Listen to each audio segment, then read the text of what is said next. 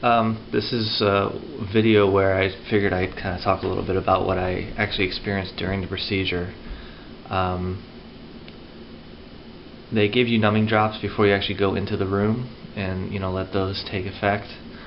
And then he puts you at one machine where he tests your eyes, kind of similar to what you might find at an optometrist's office. And then they take you to one machine. Well, you lay on a table, flat, and they take you to one machine that is the suction cups that creates the flap. So basically, he just tells you to, look straight ahead, stay still. They're gonna, put this thing on your eye, and it's gonna create the flap.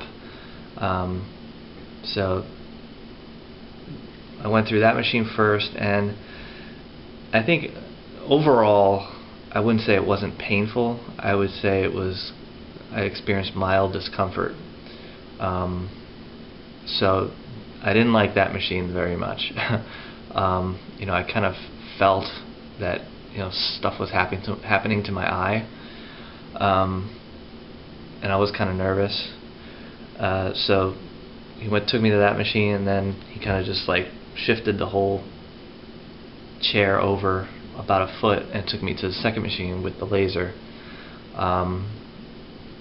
And they do one eye. They did my right eye first, and he said that, okay, you're gonna see, it's gonna become really blurry. You might go black, but don't be scared. And then they turned on the laser for 34 seconds, and he said, ignore the noise and ignore the smell.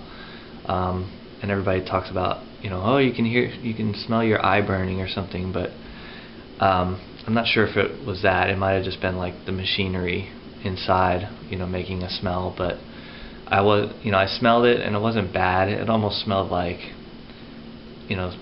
burnt toast, I guess, or something like that. It wasn't, freaking me out or anything. And he kept talking to me, saying to focus on the light ahead, and it was a little hard to focus on the light because it was so blurry.